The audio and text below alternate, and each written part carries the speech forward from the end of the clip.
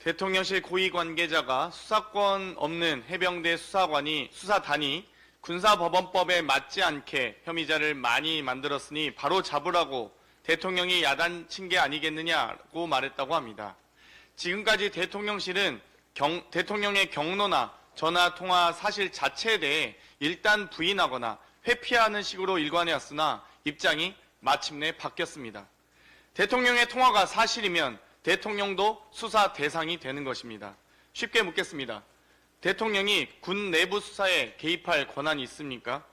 군사경찰 직무법 대체 어느 곳에 대통령이 명시되어 있습니까? 국방부 장관과 각군 참모총장은 군사경찰 직무의 최고 지휘자로서 권한이 있지만 대통령은 해당 사항이 없습니다. 심지어 당시 해병대 수사단장이었던 박정훈 대령은 대통령의 경로 이후 순직 사건 관련 혐의자가 임성근 사단장을 제외한 2명으로 축소됐다고 주장했습니다. 이를 고려하면 대통령은 명백한 직권남용, 권리행사 방해를 한 것입니다. 대통령이 인사권을 행사하고 법무부 장관이 출국 금지를 해제하고 외교부가 국민의 세금과 예산으로 피의 혐의자를 해외로 도피시킨 사건입니다. 대통령의 통화를 시작으로 국무총리 통화, 경호처장 통화, 행정안전부 장관의 통화, 총리실 국무조정실장 통화 등 수사 대상은 정권 게이트가 되었습니다. 혐의 사실이 너무 광범위하여 특검마저도 많은 인력이 필요할 듯 합니다. 국민의힘은 더 이상 진실을 원하는 국민의 요청을 외면하지 마시고 윤석열 대통령과 정치적 운명을 다하시던지 국민과 함께 하시던지 결정하시기 바랍니다. 온 국민에게 행복을 주던 치킨 가격이 올라갑니다. 그런데 여기에도 윤석열 정부의 코미디가 들어 있습니다.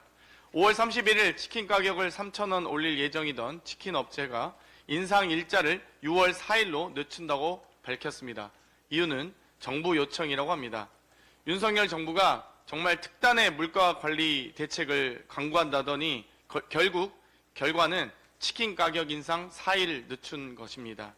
무능해도 이렇게 무능할 수 있을지 답답합니다. 처음엔 가짜 뉴스 아닌가라고 생각했습니다만 농림부에서 소비자 입장을 생각해 가격 인상을 늦춰줬으면 좋겠다고 일방적인 요청을 했다는 보도를 보고 기가 막혔습니다.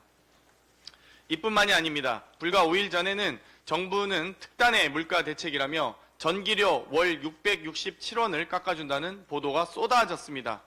한전 부채가 문제라며 남탓하더니 이제는 물가 탓할 것입니까? 국제 외교도 참혹한 수준입니다. 한중일 3국 정상이 공급망 협력을 강화한다라고 자랑하더니 그 발표를 비웃듯 사흘도 지나지 않아 중국의 항공 우위주, 조선 분야 부품과 장비, 소프트웨어에 대한 수출 통제를 막지 못했습니다.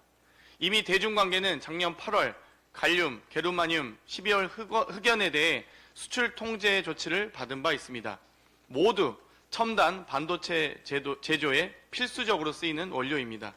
이런 상황에서도 윤석열 대통령은 숨진 훈련병의 연결식이 있던 날에도 맥주도 놓아야 되지 않다고 참모들이 말렸는데 오늘 제가 욕 좀 먹겠다며 욕먹는 술자리까지 가졌습니다.